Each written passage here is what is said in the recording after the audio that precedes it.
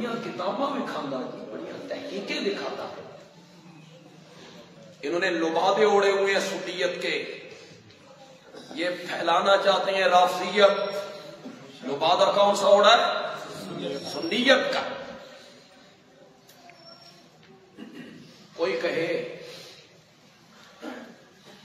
کہ اس وقت تو وہ ٹھیک تھے اور اللہ نے ان کی ظاہری حالت دیکھ کر فیصلہ کر دیا. آگے اللہ نے، میں ترجمہ نہ کروں اور آپ سمجھ جائیں عربی، پھر ہے مزہ.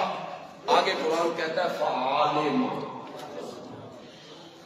اللہ نے معلوم کر لیا معافی. اللہ نے فرمایا دلن پرکھ کے فیصلہ کر. یہ کہتا ہے تلوار سونت کے آتا مغیرہ کے خلاف. ان الذین یبایعونک، سورۃ فتح، ان الذین یبایعونک انما یبایعون اللہ. کاش تمہیں عربی کی سمجھ ہوتی. کتنے خوبصورت لفظ میرے رب نے بولے. ان الذین یبایعونک انما یبایعون اللہ. میرے پیارے پیغمبر حدیبیہ میں درخت کے نیچے بیٹھ کر جن لوگوں نے تیرے ہاتھ پر بیعت کی تھی، انہوں نے تیرے ہاتھ پہ نہیں میرے ہاتھ پہ بیعت کی تھی. مغیرہ رب کے ہاتھ پہ بیعت کرتا ہے. یہ کہتا ہے میں اس زمانے میں ہوتا تو اس کے خلاف تلوار سونپ کے آتا. انہوں نے میرے ہاتھ پہ بیعت کی تھی. ید اللہ، ید اللہ، اللہ کا ہاتھ تھا فوق ایدیہم، ان کے ہاتھوں کے نہیں. نہ تم نے گہرائی میں جا کے سننا، تفکر نہیں نہ کرنا تم نے. اور سوچو تو صحیح ذرا یار، سوچو تو صحیح سے جب لوگوں نیچے میرے نبی کا ہاتھ. حدیبیہ کے 1400 صحابہ تھوڑا جواب ہی نیچے میرے نبی کا ہاتھ، اوپر صحابہ کا ہاتھ، ان سب کے اوپر رب کا، سب کے اوپر رب کا. نیچے نبی کا ہاتھ، اوپر ید اللہ فوق ایدیہم. پتہ نہیں میں نے پہلے یہاں کہا یا نہیں کہا، اکثر جلسوں میں کہہ رہا ہوں.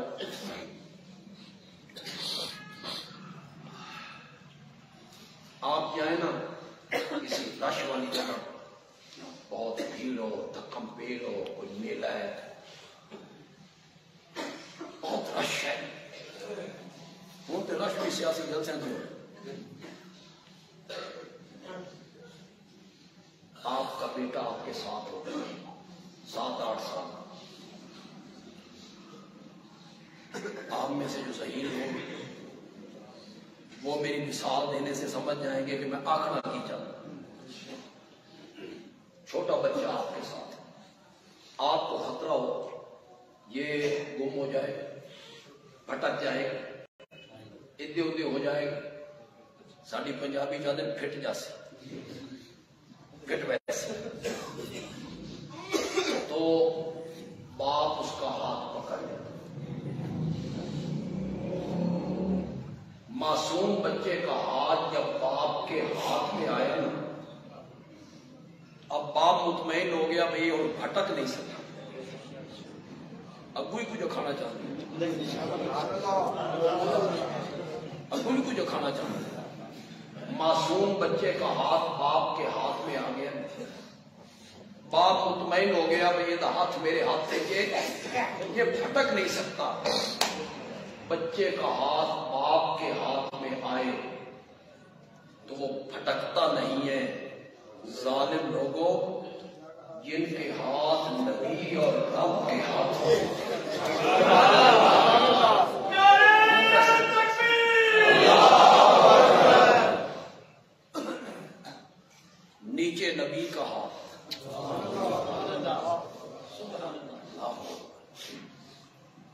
حدیبیہ کے 1400 صحابہ تہاڈی مثال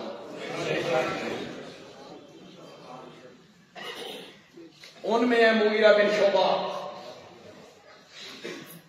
جن کے متعلق یہ کہتا ہے میں اس زمانے میں ہوتا نا تو میں ان کے خلاف تلوار سونپ لیتا۔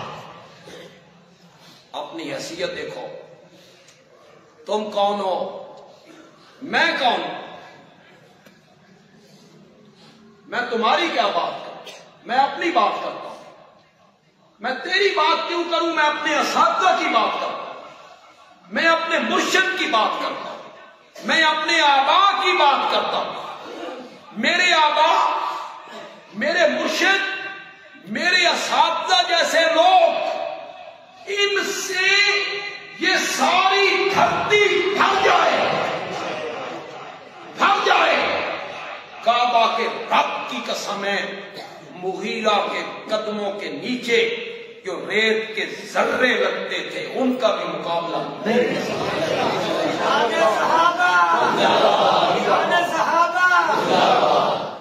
تم کیا جانو مغیرہ کا؟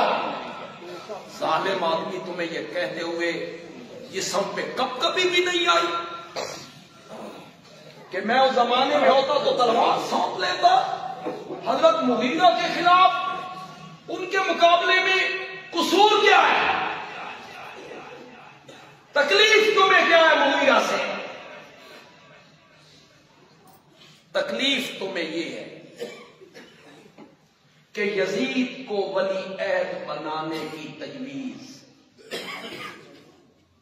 حضرت معاویہ کو کتابیں کہتی ہیں، کتابیں، اس میں پتہ نہیں کس حد تک صداقت ہے یا نہیں، کتابیں کہتی ہیں کہ ولی عہد بنانے کی تجویز حضرت معاویہ کے سامنے کس نے پیش کی؟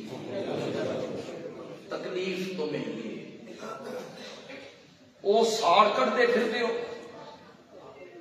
یہ جلن ہے تمہارے سینے میں، پتہ نہیں اس میں صداقت ہے بھی صحیح کہ کوئی نہیں، تحقیق تو کریں اس پر کہ اس میں صداقت ہے یا نہیں۔ مغیرہ بن شعبہ حدیبیہ میں پیچھے کھڑا، وہ جو مشرکین کا نمائندہ تھا وہ بار بار بات کرتا نا، میرے نبی کی داڑھی مبارک پہ ہاتھ رکھتا، توہین، دشمن جو تھے تو بات کرتا تو میرے نبی کی داڑھی مبارک پر یوں ہاتھ رکھ کے یوں بات کرتا، اور وہ تھا کون؟ حضرت مغیرہ کا چچا۔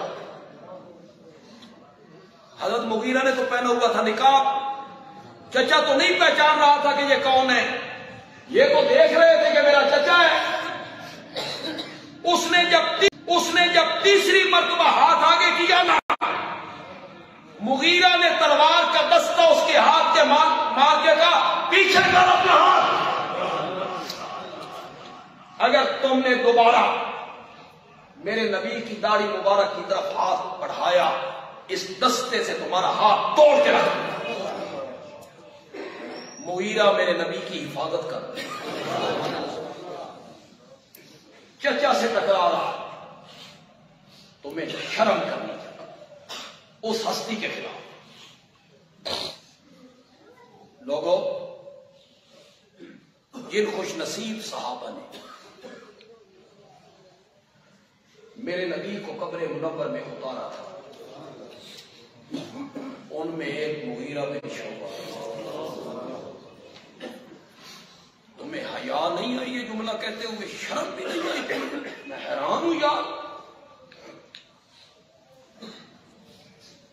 مغیرہ کہتے ہیں جب دفن کر چکے، پڑیاں رکھی، صحابہ باہر نکلے، حضرت علی بھی تھے رضی اللہ عنہ۔ میں نے اپنی انگوٹھی جان بوجھ کے قبر میں گرا، تو میں نے حضرت علی رضی اللہ تعالیٰ عنہ سے کہا میری انگوٹھی گر گئی۔ حضرت علی نے فرمایا اٹھاؤ، میں اس کو کیسے بیان کروں؟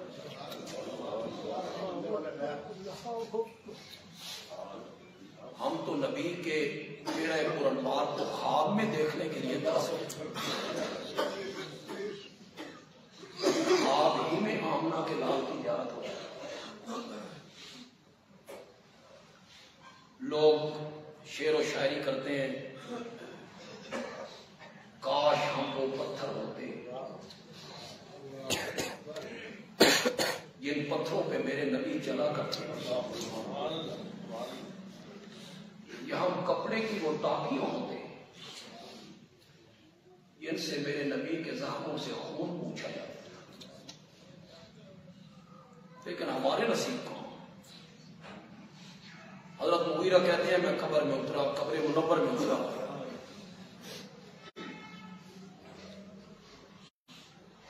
میں نے آپ کے قدموں کی طرف سے اس آخری پتھر کو ہٹایا اور میں نے آقا کے قدموں کو بوسا.